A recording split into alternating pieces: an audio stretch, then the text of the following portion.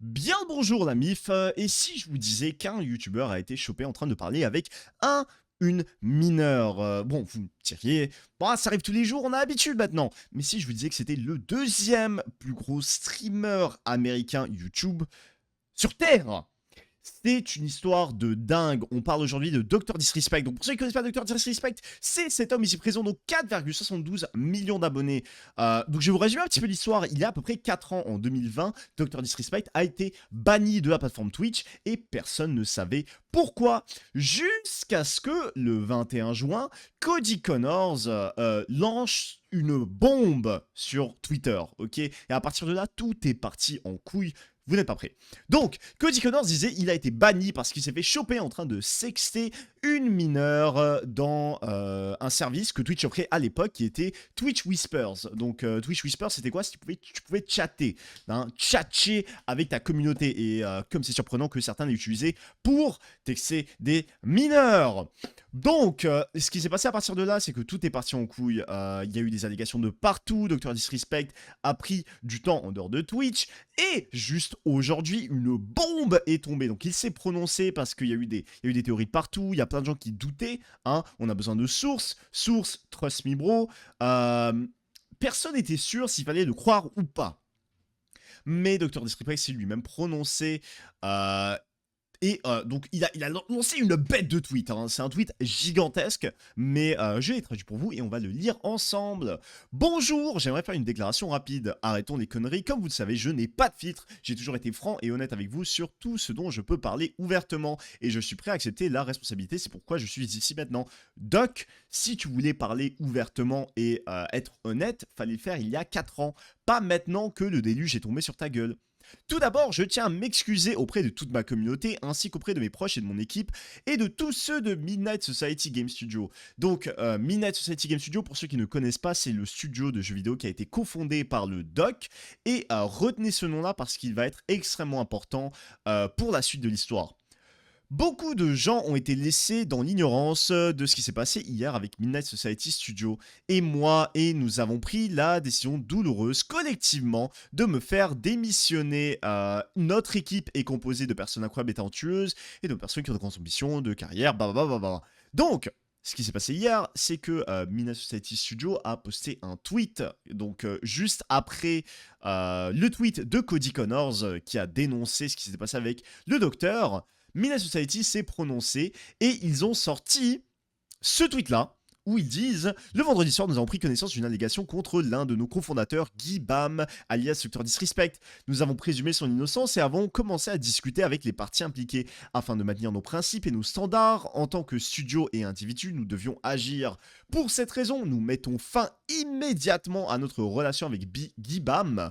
Bien que ces faits soient difficiles à entendre et encore plus difficiles à accepter, il est de notre devoir d'agir avec dignité au nom de toutes les personnes impliquées, en particulier les 55 développeurs et leurs familles que nous employons ainsi que notre communauté de joueurs. » Donc, entre le tweet de Midnight Society Studio, hein, faut pas se mentir, on ne dirait pas que c'est le docteur qui a pris la décision de quitter.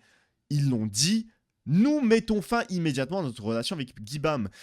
Et pour appuyer cela, donc il y a Robert Bowling, qui est le cofondateur, donc l'homme avec qui Dr Disrespect a créé le studio Midnight Society, qui s'est prononcé sur Twitter. Et banger de tweet, hein, sans filtre, reste pas ce mec.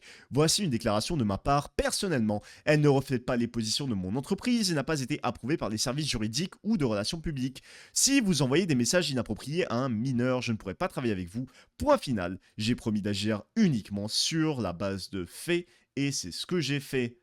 Donc, quand le docteur nous dit que ils ont décidé collectivement de le faire démissionner, je pense que c'est du bullshit. Hein. Je pense qu'il essaye de sauver son image. Parce que si on écoute ce que les autres racontent, c'était clairement pas sa décision à lui. Donc, on va continuer avec son tweet. Tout le monde a voulu savoir pourquoi j'ai été banni de Twitch, mais pour des raisons indépendantes de ma volonté, je n'ai pas été autorisé à dire quoi que ce soit pendant les dernières années. Maintenant que 2 anciens employés de Twitch ont divulgué publiquement les accusations, je peux maintenant vous donner ma version de l'histoire concernant le bannissement. Ce qui a plutôt l'air d'être du bullshit, hein, pas vous mentir. Y avait-il des messages privés sur Twitch avec un mineur en 2017? La réponse est oui. Case close, terminé. Y avait-il de véritables intentions derrière ces messages? La réponse est absolument non. Ce sont des conversations occasionnelles et mutuelles qui parfois penchaient trop vers l'inapproprié, mais rien de plus. Mec, comment tu oses dire ça, hein? Donc ça c'était en 2017, hein. Donc en 2017, il y a... Le doc, là, en ce moment, il a 42 ans. Si on fait les maths rapidement, hein, du bout de ma tête, il avait 35 ans. Elle avait moins de 18 ans. Gros, t'avais le double de son âge. Essaye même pas, ok? Essaye même pas de justifier ça d'une manière quelconque. T'avais le double de son âge. Non, ok? Non. Rien d'illégal ne s'est produit, aucune photo n'a été partagée, aucun crime n'a été commis. Je n'ai jamais rencontré cette personne. J'ai traversé une longue procédure d'arbitrage concernant les indifférences civiles avec Twitch et cette affaire a été résolue par un règlement.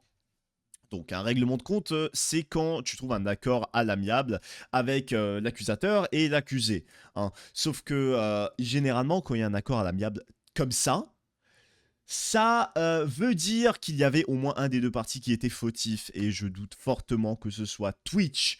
Aussi, il mentionne qu'ils ne se sont pas rencontrés, qu'aucun crime n'a été commis, mais on va revenir là-dessus. Est-ce que c'était par choix ou est-ce que ça ne l'était pas?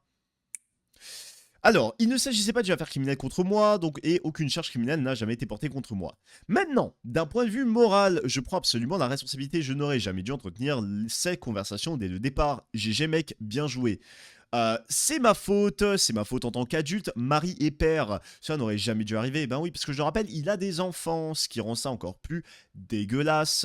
Je comprends, je suis pas parfait et je vais assumer mes conneries. C'était stupide. Maintenant, cela étant dit, ne vous prenez pas. J'ai vu toutes les remarques et les étiquettes jetées si facilement sur les réseaux sociaux. Et les réseaux sociaux sont une sorte de zone de destruction. Je ne suis pas un putain de prédateur ou de pédo, vous plaisantez. Quiconque me connaît vraiment sait où je me situe sur ces sujets avec ce type de personnes. Merde, c'est un niveau qui me dégoûte, différent, à un autre level, et je déteste même en entendre parler. Ne me qualifiez pas comme le pire du pire avec vos exagérations, foutez le camp avec ça. Mec, t'étais en train de tchatcher avec une gosse et t'as essayé de la rencontrer, hein, parce que ça, il l'a pas mentionné dans son giga tweet, hein, mais on va y revenir, hein. Mais oui, il a essayé de la rencontrer en personne, hein.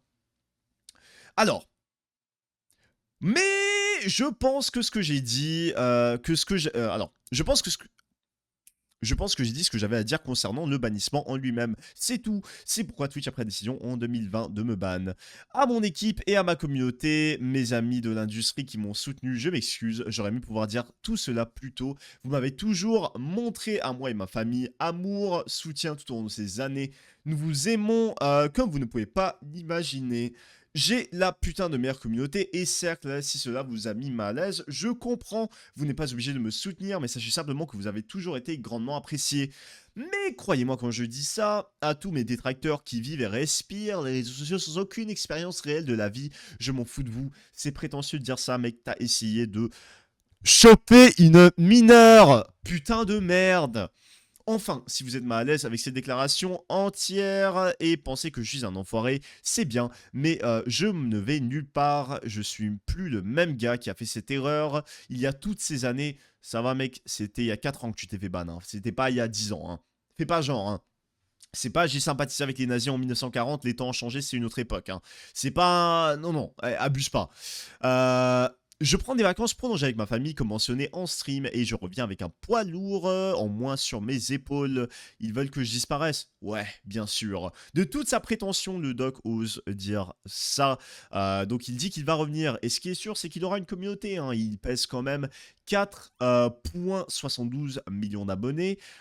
C'est sûr qu'il aura une communauté qui l'attendra à bras ouverts quand il va revenir. Il pourra toujours continuer de faire ce qu'il fait. Et on l'a vu, hein, il y a énormément de célébrités, de youtubeurs qui reviennent après s'être mangé une bombe médiatique comme ça. Ça arrive tous les jours. Mais, autre chose sur laquelle je voulais toucher.